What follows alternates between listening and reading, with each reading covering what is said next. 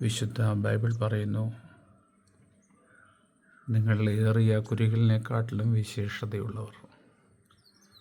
യേശുക്രിസ്തു തൻ്റെ അടുക്കൽ നിന്ന് ശിഷ്യന്മാരോട് ഇപ്രകാരം പറഞ്ഞു, നിങ്ങളൊന്നിനെക്കുറിച്ചും വിചാരപ്പെടരുത്. എന്ത് തിന്നും എന്ത് കുടിക്കും എന്നതിനെക്കുറിച്ചും വിചാരപ്പെടരുത്. നിങ്ങൾ ഏറിയ കുരികളിനെക്കാട്ടിലും വിശേഷതയുള്ളവർ.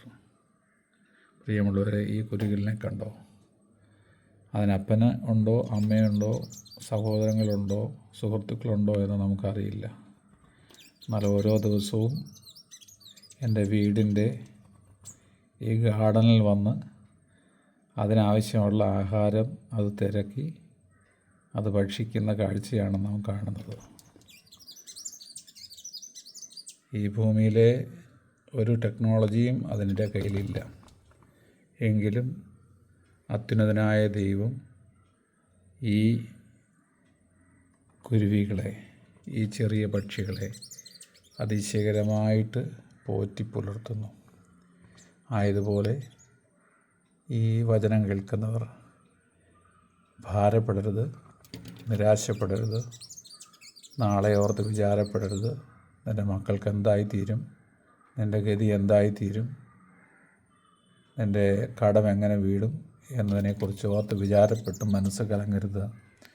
നിങ്ങൾ അതിനേക്കാട്ടിൽ വിശേഷതയുള്ളവരാണെന്ന് തിരുവചനം നമ്മളെ പഠിപ്പിക്കുന്നു. കർത്താവായ യേശുക്രിസ്തുവിൽ വിശ്വസിച്ച നീയും നിൻ്റെ കുടുംബവും രക്ഷ പ്രാപിക്കും. നിനക്ക് ലഭിക്കാനുള്ള എല്ലാ നന്മയും ദൈവം തക്ക സമയത്ത് നിൻ്റെ കയ്യിൽ ഏൽപ്പിക്കും. ഓരോ ദിവസവും ഈ കുരുവികളെ നടത്തുന്നതിനെക്കാട്ടിൽ അതിശയകരമായിട്ടും അത്ഭുതകരമായിട്ടും ദൈവം തന്നെ പുലർത്തും. ദൈവം നിൻ്റെ എല്ലാ നിരൂപണങ്ങളും ദൂരത്തുനിന്ന് ഗ്രഹിക്കുന്നു. നീ അമ്മയുടെ ഉദരത്തിൽ ജനിക്കുന്നതിന് മുമ്പേ ദൈവത്തിൻ്റെ കണ്ണുകൾ നിന്നെ കണ്ടു.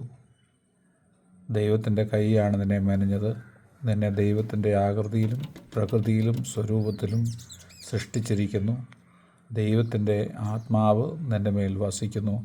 ആയതിനാൽ ഭയപ്പെടരുത്, ഭാരപ്പെടരുത്, ആത്മഹത്യയ്ക്ക് വേണ്ടി ചിന്തിക്കരുത്. നീ ഒറ്റയ്ക്കല്ല, നിന്നോടൊപ്പം ദൈവമുണ്ട്. നിൻ്റെ സങ്കടങ്ങൾ, നിൻ്റെ നിരാശകൾ, നിൻ്റെ ഭാരങ്ങൾ കേൾക്കുവാൻ, അതിൽ നിന്ന് നിന്നെ കരകയറ്റുവാൻ, പ്രത്യാശയുള്ള ഒരു ജീവൻ തരുവാൻ, സന്തോഷമുള്ള ജീവൻ തരുവാൻ കർത്താവ് നിൻ്റെ ഒപ്പമുണ്ട്. ആയതിനാൽ അതുകൊണ്ടാണ് കർത്താവ് ഇങ്ങനെ പറഞ്ഞത്, ഈ കുരുകളിനെക്കാട്ടിലും നിങ്ങൾ ഏറിയ വിശേഷതയുള്ളവർ. ഈ വചനങ്ങളാൽ ദൈവം നിങ്ങളെ അനുഗ്രഹിക്കട്ടെ.